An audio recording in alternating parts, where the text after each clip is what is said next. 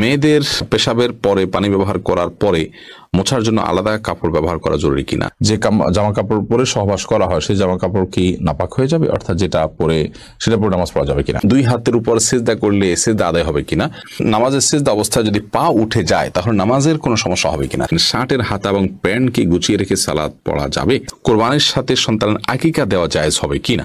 আজানের সময় কিছু খেলে গুনাহ হবে কিনা? বিতরের নামাজ কি কি সূরা দিয়ে পড়তে হয়? স্বামী সিগারেট খেলে ওয়াইফের করণীয়। কোনো বাচ্চার বিছানায় প্রসাব করলে বিছানা চাদর ওয়াশ করা যায়, কিন্তু জাজিম বা তোষকে পেশাব করলে ধোয়া যায় না, এক্ষেত্রে করণীয় কি? নতুন কোনো কাপড় পরে না ধুয়ে নামাজ পড়ে নামাজের কোনো ক্ষতি হবে কিনা? টিকটিকি দেখলে কি মারতেই হবে? প্রয়োজনে কি খুঁজে খুঁজে মারতে হবে? বিষয়টা নিয়ে খুব দ্বিধাদ্বন্দ্বে আছি, জানাবেন প্লিজ। অনেক জায়গায় বসে প্রসাব করার ব্যবস্থা নেই, দাঁড়িয়ে পেশাব করতে হয়, এরকম পরিবেশ আমরা কি করব? নামাজ শেষে জায়নামাজ সালাম করা কি ঠিক? কোরআন কারীম যদি ভুল বশত পায়ে লাগে অথবা নিচে পড়ে যায় করণীয় কি? ভাঙা প্লেটে খাওয়া যাবে কিনা? শেখ রোকনুজ্জামান লিখেছেন, অনেক জায়গায় বসে প্রসাব করার ব্যবস্থা নেই, দাঁড়িয়ে পেশাব করতে হয়, এরকম পরিবেশ আমরা কি করব? যদি কোনো প্রকার ব্যবস্থা না থাকে এবং দাঁড়িয়ে পেশাব করা ছাড়া নিরুপায় থাকেন তাহলে আপনি অবশ্যই দাঁড়িয়ে পেশাব সেখানে করতে পারেন, যেহেতু আপনি নিরুপায়। কিন্তু নিয়মিত অভ্যাস বাড়ানো সঠিক নয়, কারণ নবী করিম সাল্লাল্লাহু আলাইহি ওয়াসাল্লাম বসেই সবসময় পেশাব করতেন। তবে বিশেষ একবার তিনি দাঁড়িয়ে পেশাব করেছেন এবং সেটি কারণ ছিল এমন একটা জায়গায় তিনি গেছেন যেখানে ময়লা আবর্জনা চতুর্দিকে ফেলেছে মানুষ এবং সেখানে বসার মতো কোনো জায়গা ছিল না, সেজন্য তিনি সেখানে দাঁড়িয়ে পেশাব করেছেন। ফয়সাল আহমেদ আপনি লিখেছেন, টিকটিকি দেখলে কি মারতেই হবে? প্রয়োজনে কি খুঁজে খুঁজে মারতে হবে? বিষয়টা নিয়ে খুব দ্বিধাদ্বন্দ্বে আছি, জানাবেন প্লিজ। না, খুঁজে খুঁজেই আপনাকে মারতে হবে এমন কিছু এমন কোনো বাধ্যবাধকতা নেই, বরং আপনার চোখে পড়েছে উপদ্রব করে আপনি মারবেন, কিন্তু এটার জন্য আপনি খুঁজে খুঁজে বেড়াবেন, এটার পিছিয়ে পিছিয়ে ঘুরে বেড়াবেন, আপনার অনুসন্ধান করে বেড়াবেন, এই কথা হাদিসে বলা হয়নি। প্রজাপতি নীর ইয়ারি থেকে আপনি লিখেছেন, ভাঙা প্লেটে খাওয়া যাবে কিনা?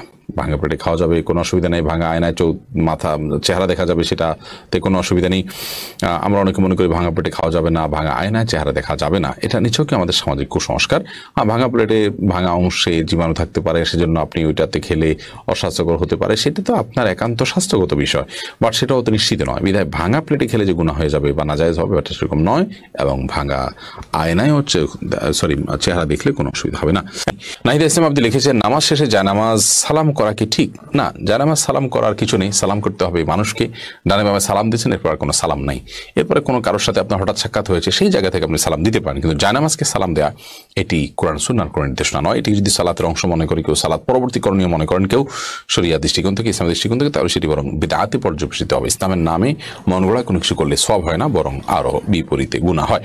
লাইলা নূর কদর এআইডি থেকে লিখেছেন, স্বামী সিগারেট খেলে ওয়াইফের করণীয় কি? ওয়াইফ তাকে বোঝাবেন, যথাসম্ভব নিজে না পারলে অন্য কাউকে দিয়ে বোঝাবেন, আল্লাহর কাছে দোয়া করবেন, তারপর তিনি যদি ফিরে না আসেন একান্ত তার গুনাহ হবে, ওয়াইফ অন্তত দায় মুক্ত হলেন। জুলেখা খাতুন আপনি লিখেছেন, নতুন কোনো কাপড় পরে না ধুয়ে নামাজ পড়ে নামাজের কোনো ক্ষতি হবে কিনা? নতুন কোনো কাপড় পরলে সেটা ধুয়েই পড়তে হবে এমন কোনো বাধ্যবাধকতা নেই, কারণ নতুন কাপড় মানেই যে সেটা নাপাক, সেটাতে অপবিত্রতা আছে এমনটি তো নিশ্চিত নন আপনি, তাহলে এটি ধোয়াটা বাধ্যতামূলক কেন হতে যাবে? তবে হ্যাঁ, আপনারা যদি নতুন কাপড় কেনার পর দেখলেন যে সেখানে কোনো নাপাক আছে, তাহলে ওই জায়গায় সেই নাপাকটা ধোয়াটাই হলো আবশ্যক। অতএব শরীয়তের দৃষ্টিকোণ থেকে নতুন কাপড় ধুয়ে পড়তে হবে এমন কোনো বাধ্যবাধকতা নেই। আপনি মুস্তাফিজুর রহমান আপনি লিখেছেন, কোরআন কারীম যদি ভুল বশত পায়ে লাগে অথবা নিচে পড়ে যায় করণীয় কি? ভুল বশত পায়ে লাগলে অথবা নিচে পড়ে গেলে আল্লাহর কাছে মাপ চাইতে হবে, যদি এটা অনিচ্ছাকৃত, তারপরে মাপ চাই নিতে হবে, এবং সেই সাথে ভবিষ্যতের জন্য এরকমটি না হয় সেজন্য সাবধানতা অবলম্বন করতে হবে। এর কারণে আপনার বিশেষ কোনো কাফারা নাই। আমরা ছোটবেলা থেকে যে সমস্ত কথা শুনে আসছি যে এর কারণে এত কেজি লবণ দিতে হবে, চাল দিতে হবে গরিবকে ইত্যাদি, এগুলো আমাদের নিজেদের মন গড়া নানান কথাবার্তা। মূলত যদি পড়ে যায়, ইচ্ছাকৃত নয় বরং ভুলে পড়ে গেছে, তাহলে সেক্ষেত্রে সেটার কারণে আপনার বিশেষ কোনো করণীয় নাই, সামনে থেকে সাবধানতা অবলম্বন করতে হবে, এবং যেটি হয়ে গেছে আল্লাহ কোরআনের প্রতি অনিচ্ছাকৃত, তার জন্য আল্লাহর কাছে মাপ চাইতে হবে। রাসেল ভুঁইয়া আপনি লিখেছেন, কোনো বাচ্চার বিছানায় প্রসাব করলে বিছানা চাদর ওয়াশ করা যায়, কিন্তু জাজিম বা তোষকে পেশাব করলে ধোয়া যায় না, এক্ষেত্রে করণীয় কি? যেই সব দ্রব্য, যে সমস্ত জিনিসপত্র, আসবাব ইত্যাদি, এগুলোতে পেশাব লাগার পর সেটি পরিষ্কার করার কোনো বই নেই, সেটা রোদ ইত্যাদি দিয়ে ওটা আলামত দূর করে ফেলতে হবে। এত বেশি রোদ দিতে হবে, এত বেশি আপনার সেটার দুর্গন্ধ দূরের উদ্যোগ করতে হবে যে সেটাতে নাপাকের কোনো আলামত বা নামলেশ নাই, তো এর মাধ্যমে সেটি পাক হয়ে যাবে। বিশেষ করে ফ্লোর, ওয়াল, গাছ, এই টাইপের অনেক কিছুই আছে যেগুলোকে ওইভাবে আসলে ধোয়া সম্ভব হয় না, তো সেগুলোতে নাপাকের আলামত যেটি আছে সেটি দূর হয়ে গেলেই সেটি ব্যবহার করা যাবে। দিনের ঠিক আইডি থেকে আপনি লিখেছেন বিতরের নামাজ কি কি সূরা দিয়ে পড়তে হয়। বিতরের সালাতের প্রথম রাকাতে সূরা সাব্বিহিসমা রাব্বিকাল আলা, দ্বিতীয় রাকাতে সূরা কাফিরুন এবং তৃতীয় রাকাতে সূরা ইখলাস কুল হুয়াল্লাহ পাঠ করা এটি সুন্নাহ। নবী করিম সাল্লাল্লাহু আলাইহি ওয়াসাল্লাম বিতরের সালাতের সচরাচর এই সূরাগুলো তেলাওয়াত করতেন, বিধায় আপনি এই সূরাগুলো তেলাওয়াত করতে পারেন। নবীজুল ইসলাম খান আপনি লিখেছেন কোরবানির সাথে সন্তানের আকিকা দেওয়া জায়েজ হবে কিনা। কোরবানির সাথে আকিকা না দিয়ে আকিকা আলাদা দিবেন, কোরবানি আলাদা দিবেন, এটাই নিরাপদ। এবং নবী করিম সাল্লাল্লাহু আলাইহি ওয়াসাল্লাম আপনার আকিকার জন্য যে মাসনুন ওয়াক্ত নির্ধারণ করেছেন সপ্তম দিন, কোরবানির জন্য সেটার জন্য অপেক্ষা কেন করবেন? যদি কারো সপ্তম দিনটা কোরবানির দিন হয় এবং সেই দিনে গরুতে তিনি কোরবানির আকিকা একসাথে দেন, হানাফি মাযহাব অনুযায়ী হয়ে যাবে। বাট অন্যান্য উলামা ইকরাম অনেকে নিষেধ করেছেন। নিরাপদ মত হলো এগুলোকে আলাদা আলাদা করে দেওয়া। হাদিসে আকিকা এবং কোরবানি একসাথে দেওয়ার কথা বলা নাই, কিন্তু হানাফি মাযহাব উলামা ইকরামের বক্তব্য হলো যে যদি যেহেতু আকিকা এবং আপনার কোরবানি একই ক্যাটাগরির ইবাদত, সেজন্য আপনার দুইটা একসাথে দেওয়া যাবে। কিন্তু যেটি বলেছি অন্যান্য ওলামাদের বিভিন্ন মত রয়েছে। আবু সাইদ আব্দুল্লাহ আপনি লিখেছেন শার্টের হাতা এবং প্যান্টকে গুছিয়ে রেখে সালাত পড়া যাবে। শার্টের হাতা এবং প্যান্ট গুছিয়ে সালাত আদায় করা মাকরুহ, নবী করিম সাল্লাল্লাহু আলাইহি ওয়াসাল্লাম নিষেধ করেছেন এটি, এই জন্য এটা ছেড়ে সালাত আদায় করতে হবে। তবে হ্যাঁ, প্যান্টের বিষয়টা হলো সেটা যদি কেউ টাকনুন নিচে পড়ে যায় সেটা থেকে বাঁচার জন্য গোছান, তা সেটা জায়েজ আছে, কিন্তু সেটা সলাতে শুধু না বরং সবসময় এরকম রাখতে হবে। এমনি সেলিম রেজা কাজল আপনি লিখেছেন যে জামা কাপড়ে পরে জামা কাপড় পরে সহবাস করা হয় সেই জামা কাপড় কি নাপাক হয়ে যাবে, অর্থাৎ যেটা পরে সেটা পরে নামাজ পড়া যাবে কিনা।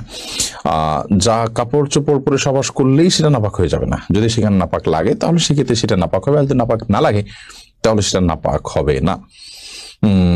অতএব এটি নির্ভর করবে যে নাপাকটা লেগেছে কি লাগেনি তার উপরে। সুমন আহমেদ আপনি লিখেছেন নামাজের সিজদা অবস্থায় যদি পা উঠে যায় তাহলে নামাজের কোনো সমস্যা হবে কিনা। সিজদা অবস্থায় যদি পা সামান্য উঠে আবার আপনি জায়গায় নিয়ে গেছেন, কোনো অসুবিধা হবে না। আর যদি পুরো সিজদা জুড়ে উঠে থাকে তাহলে আপনার নামাজ হবে না, কারণ নবী করিম সাল্লাল্লাহু আলাইহি ওয়াসাল্লাম বলেছেন আমি উমিরতু আন আসজুদা আলা সাবআতি আযমিন, 7টি অঙ্গের উপরে 7টি হাড্ডির উপরে শক্ত অঙ্গের উপরে আমাকে সিজদা করতে নির্দেশ করা হয়েছে। তার মধ্যে কপাল আর নাক, 2 হাত, 2 হাঁটু এবং 2 পায়ের যে আঙ্গুলগুলো সেগুলো। অতএব এগুলোর কোনো একটা যদি আপনার এই 7টি অঙ্গের কোনো একটি যদি সরে যায় সামান্য সময়ের জন্য অসুবিধা নেই, আবার তিনি জায়গা নিয়ে গেছেন। কিন্তু যদি পুরো সালাত জুড়ে পুরো রাকাত জুড়ে সিজদা জুড়ে তার এটা যদি পৃথক থাকে তাহলে সেক্ষেত্রে সেটি জায়েজ হবে না এবং সে নামাজ হবে না, কারণ এটা ওয়াজিব এই 7টা অঙ্গের উপরে সিজদা করা। এইচ.এম. হাসান লিখেছেন 2 হাতের উপর সিজদা করলে সিজদা আদায় হবে কিনা।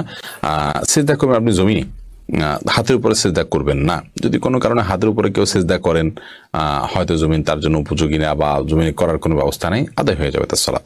বিলকিস বেগম আপনি লিখেছেন মেয়েদের পেশাবের পরে পানি ব্যবহার করার পরে মোছার জন্য আলাদা কাপড় ব্যবহার করা জরুরি কিনা। না, আলাদা কাপড় ব্যবহার করা জরুরি না। পানি ব্যবহার করার পরে যদি নাপাক দূর হয়ে গেছে মনে হয় তাহলে সেটি যথেষ্ট, আলাদা করে কাপড় ব্যবহার করার প্রয়োজন নেই।